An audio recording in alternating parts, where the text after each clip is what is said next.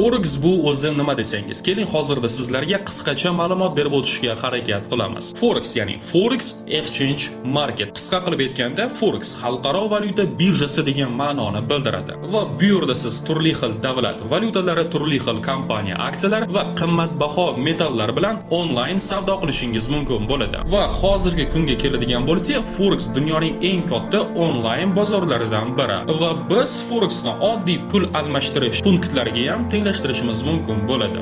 Va hammamiz yaxshigina bilamiz do'stlar, qayerda pul ko'p bo'lsa, demak shu joyda odamlar pul ishlayotgan bo'ladi. Bu esa aynan Forex haqida. Hozirgi kunda Forexda kundan kunga оборот ko'payib bormoqda. Va buni siz oddiy statistikaga qarab ham bilishingiz mumkin. Masalan, 1977-yilda Forexning bir kunlik обороты, eslatib o'taman, bir kunlik обороты 5 milliard dollarni tashkil etgan. 2019-yil bu ko'rsatkich 6 trillion dollarga o'zgargan. Bu degani Forexda kundan kunga оборот oshib bormoqda, o'shaning uchun ham bu soha juda ham tez rivojlanmoqda va bizning vazifa shu sohaga kirib pul ishlash. Forex bozorida o'zi kim pul ishlaydi desangiz, ya'ni Forex bozorining ishtirokchilari bular kim? Davlat valyuta birjasi, markaziy va tijorat banklari, brokerskiy kompaniyalar, investitsion fondlar va treyderlar. Ya'ni biz har xil brokerskiy kompaniyalar yaratilgandan so'ng oddiy odam ham o'z pulini sarmoya qilib, qimmatbaho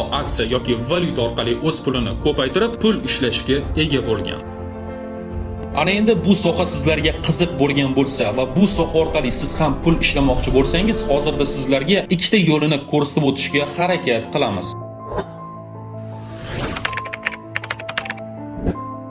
Oddiy qilib aytganda, siz investor bo'lishingiz mumkin yoki trader bo'lishingiz mumkin bo'ladi. Ya'ni siz investorsiz, sizning 1000 dollar pulingiz bor. Siz o'sha 1000 dollar pulingizni traderga topshirdingiz. Trader 1000 dollar pulingizdan bir oyda ichida 2000 dollar qiladi. Oyda oxirida esa o'sha pulni traderingiz bilan bo'lishingiz mumkin bo'ladi. Yoki deylik, siz o'zingiz trader bo'lishingiz mumkin, ammo trader bo'lish uchun sizlarga praktika va bilim talab etiladi. Ammo o'zingiz trader bo'ladigan bo'lsangiz, o'zingiz sarmoyangizni bemalol o'zingiz boshqarasiz va bo'lgan foydani hech kim bilan bo'lishmaysiz. Va oddiy qilib aytganda, siz ham trader bo'lib o'zingizga investor qidirishingiz mumkin. Ana endi ba'zi bir obunachilarimiz bizga savol berishi mumkin. Trader bo'lsam, menga investordan nima keragi bor? Do'stlar, masalan, siz tradersiz, sizning 1000 dollar sarmoyangiz bor, ammo investor sizlarga 10 000 dollar sarmoya qilmoqchi. Ana endi sizlarga juda ham oddiy savol. Siz 1000 dollardan ko'proq foyda olasizmi yoki 10 000 dollar puldanmi? Javobi juda ham oson. Albatta 10 000 dollar puldan ko'proq foyda olishingiz mumkin bo'ladi. Mavzu sizlarga tushunarli bo'ldi degan umiddaman.